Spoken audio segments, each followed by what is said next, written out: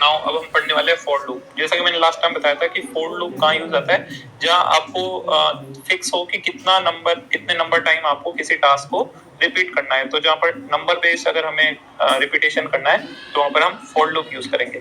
तो देखो for loop कैसे काम करता है, उसका थोड़ा मैकेनिज्म, डेफिनेशन, ये सारी चीजें समझ लेते हैं। For loop repeat statement pre determined number of times, मतलब पहले से फिक्स नंबर होंगे, उतनी बार उसको अपन रिपीट कर सकते हैं। Loop counter control the entire execution. देखो यहाँ पर एक वर्ड आ रहा है लूप काउंटर।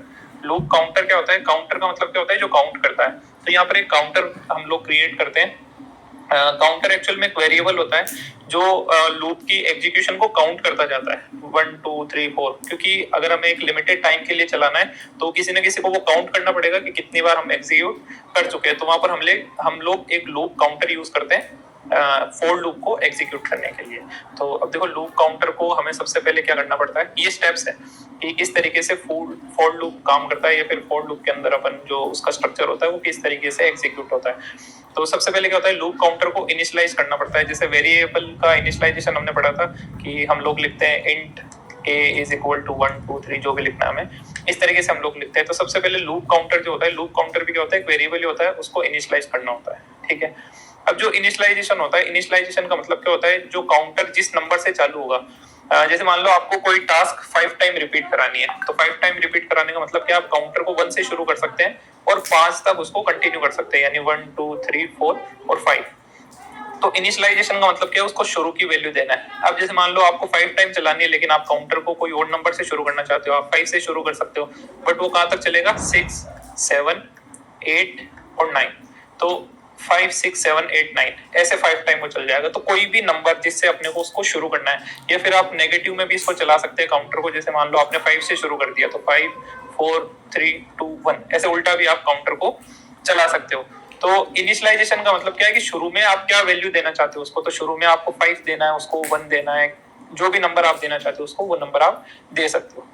फिर आता है काउंटर वैलिडिटी। काउंटर वैलिडिटी का मतलब क्या है कि अब जैसे मान लो हमें 1 से लेके 5 तक लूप को रन करना है, तो वहां पर क्या होगा, पहले 1 आएगा, फिर 2 आएगा, फिर 3 आएगा, फिर 4 आएगा, फिर 5। अब 5 तक एग्जीक्यूट हो गया, अब वहां पर नंबर आएगा अगला 6, और जैसे ही 6 आएगा तो हमारा जो ये काउंटर वैलिडिटी वाला जो पार्ट है, ये क्या करेगा, इसको इनवैलिड बोल देगा कि 6 इनवैलिड है, क्योंकि हमें तो 5 तक ही एग्जीक्यूट करना था, और उस लूप को वहीं पे ब्रेक कर देगा। तो हमारी टास्क 5 टाइम ही एग्जीक्यूट होगी, 6 जैसे ही टर्न आएगी तो वहां पर वो क्या होगा, टर्मिनेट हो जाएगा। लूप टर्मिनेट होने का मतलब क्या है, लूप का जो एग्जीक्यूशन है वो स्टॉप हो जाएगा, और उसके नेक्स्ट जो भी टास्क है वो एग्जीक्यूट होने लग जाएगी। तो काउंटर को सबसे पहले इनिशियलाइज करना है, एक वैल्यू देनी है उसको। काउंटर की हम लोग कंटिन्यूअसली वैलिडिटी चेक करते रहेंगे कि क्या ये काउंटर वैल्यू एग्जैक्ट, मतलब हम जो रेंज हमने डिसाइड किया उस रेंज के अंदर है या नहीं है। नेक्स्ट होता है increment and decrement. Increment decrement का मतलब क्या है, जो काउंटर की वैल्यू है इसको हर बार हमें इंक्रीज करना पड़ेगा, तभी तो काउंटर काउंट होगा। जैसे पहले वैल्यू 1 है, फिर अपन ने एक बार उसको रन करा और उसको 2 कर दिया, फिर एक बार रन करा, फिर उसको 3 कर दिया, फिर एक बार रन करा 4 कर दिया, फिर एक बार रन करा 5 कर दिया, फिर 6 कर दिया। तो ऐसे 5 टाइम वो रन हो गई, और जैसे ही 6 नंबर आया तो वहीं पे वो ब्रेक हो गई। तो ऐसे 5 बार वो वैल्यू चलती जाएगी। तो इंक्रीमेंट का मतलब क्या होता है, इंक्रीज करना, बढ़ाना। और डिक्रीमेंट का मतलब क्या होता है, जैसे मान लो आपने काउंटर को 5 से ही शुरू किया है, तो आप पहले 5 आएगा, फिर 4 आएगा, फिर 3, फिर 2 1, तो वहां पर डिक्रीमेंट यूज करेंगे। तो इंक्रीमेंट या फिर डिक्रीमेंट दोनों में से एक चीज अपन यूज करेंगे। मतलब ओवरऑल क्या होगा कि काउंटर की वैल्यू को बढ़ाते जाएंगे या फिर कम करते जाएंगे, और उसका एक सर्टेन लिमिट आ जाएगी कि इस नंबर से आगे हमें एग्जीक्यूट नहीं करना है, वहां पर हम उसको स्टॉप कर देंगे। तो इस तरीके से काउंटर का यूज करके अपन फॉर लूप का एग्जीक्यूशन करते हैं।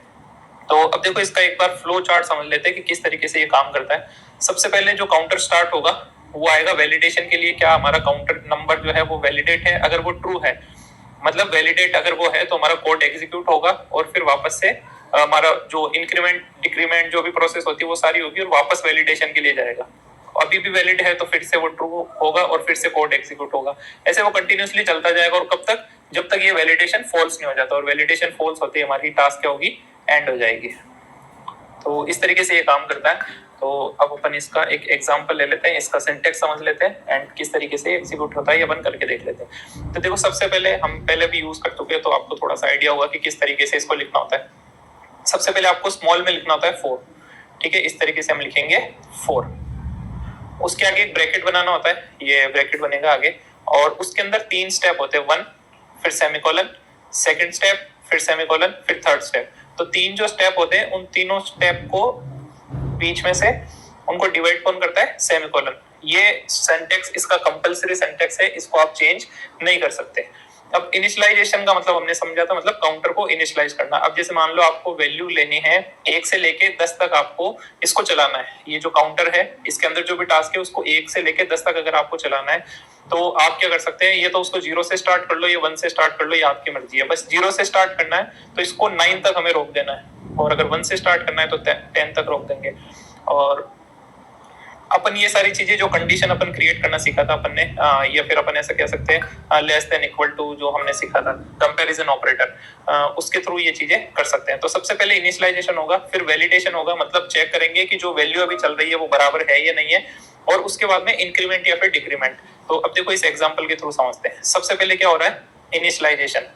इनिशियलाइजेशन हो गया हमारा इंट आई नाम से हमने वेरिएबल ले लिया। जनरली आप जहां भी लूप के बारे में पढ़ेंगे तो वहां आई यूज आता है। तो आई कुछ स्टैंडर्ड नहीं है, आप A B C D X Y Z कुछ भी ले सकते हैं। इवन अपन ने वेरिएबल डिक्लेयर करने के कुछ रूल पढ़े थे कि क्या नाम हो सकते हैं, वो सारे नाम यहाँ पर आप लिख सकते हो। ठीक है, जनरली सब जगह आई लिखते हैं तो इसमें कंफ्यूज नहीं होना है कि क्या हमेशा आई लिखना होता है, आप कुछ भी लिख सकते हो। ठीक है, तो सबसे पहले हो गया हमारा इनिशियलाइजेशन। इनिशियलाइजेशन क्या कहता है? आई की वैल्यू हमने कर दी 0, मतलब आई क्या है? हमारा काउंटर है और उसकी इनिशियल वैल्यू क्या है? 0। अब देखो पहली बार में क्या होता है? लूप पहली बार का मतलब क्या है कि लूप तो बार बार चलेगा। तो फर्स्ट टाइम क्या होता है? फर्स्ट टाइम क्या होता है? वैल्यू यहाँ पर चेक, मतलब हमारी एक वैल्यू यहाँ पर शुरू हो गई आई की वैल्यू क्या है? 0। अब सबसे पहले वो उसको वैलिडेट करेगा कि जो हमारी वैल्यू है वो हमारी कंडीशन के अकॉर्डिंग वैलिड है या नहीं है। यहाँ पर जो ये लूप है, ये लूप की जो वैलिडिटी है, वैलिडिटी में ये बताना चाहता है कि ये वैल्यू या तो 10 तक होनी चाहिए या फिर 10 से कम होनी चाहिए। देखो लेस देन इक्वल टू का मतलब क्या होता है? आई की वैल्यू या तो 10 होनी चाहिए या फिर 10 से कम होनी चाहिए। तो अभी क्या है? 0, जो कि क्या है? 10 से कम है। तो ये हमारी वैलिडेशन यहाँ पर ट्रू हो गई। नेक्स्ट क्या हो जाएगा? यहाँ पर हो जाएगा आई प्लस प्लस। आई प्लस प्लस का मतलब क्या है? आई की वैल्यू, आई प्लस प्लस हमने कंपाउंड ऑपरेटर पढ़ा था। कंपाउंड ऑपरेटर में क्या था? आई प्लस प्लस का मतलब क्या है? I is equal to I plus 1, यानी आई की वैल्यू 1 से इंक्रीज हो जाएगी। अब क्या हो गई? आई की वैल्यू यहाँ पर 1 हो जाएगी। अब क्या होगा? जैसे ही ये सारी स्टेप कंप्लीट हो गई तो हमारा ये वाला कोड एग्जीक्यूट हो जाएगा। हेलो एग्जीक्यूट हो गया। अब नेक्स्ट टाइम क्या होता है कि इनिशियलाइजेशन ओनली एक बार होता है, तो अब इनिशियलाइजेशन के पास कोड नहीं जाएगा। हमारा जो कोड है उसके अंदर आई की वैल्यू अब क्या हो गई? 1। अब वो 1 वैल्यू यहाँ पर चेक होगी, वापस से वैलिडेट होगी। I is less than equal to 10, I की वैल्यू 1 है। क्या 1 10 से छोटा है?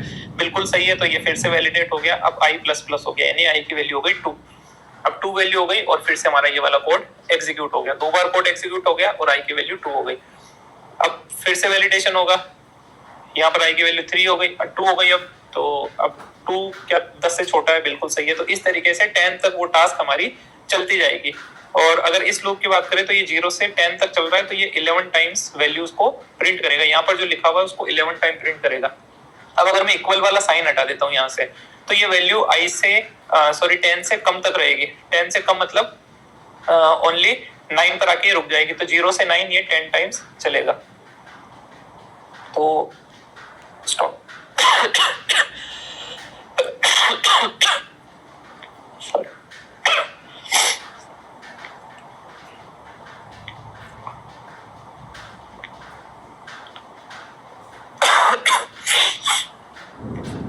तो ये लूप हमारा 0 से 9 तक चलेगा।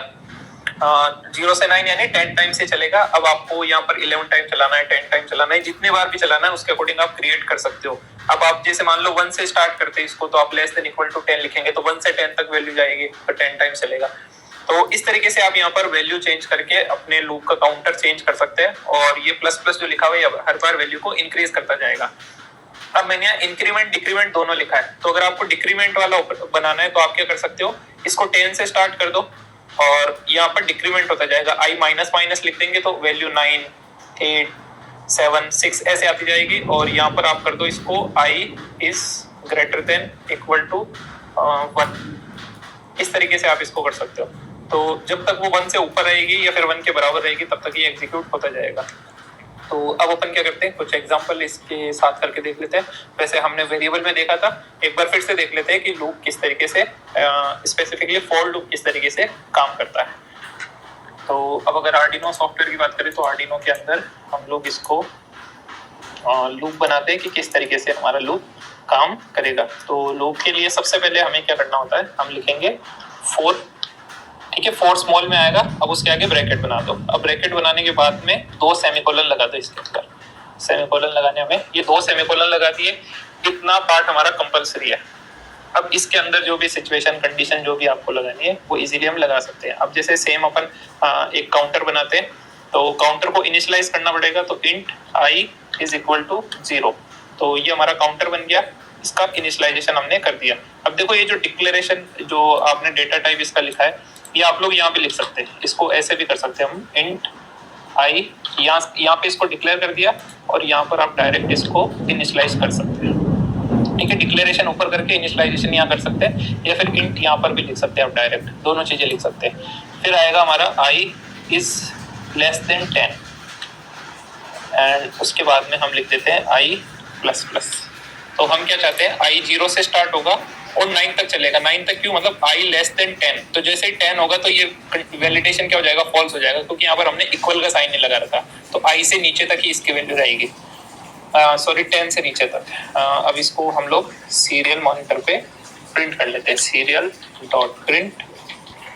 एंड इसके अंदर अपन प्रिंट क्या करेंगे, आई की वैल्यू को प्रिंट कर लेते हैं, ताकि हमें पता चल जाएगा कब कब कौन सी वैल्यू हमारी प्रिंट हो रही है। यहाँ पर मैं ln लिख देता हूँ ताकि न्यू लाइन के अंदर वो प्रिंट हो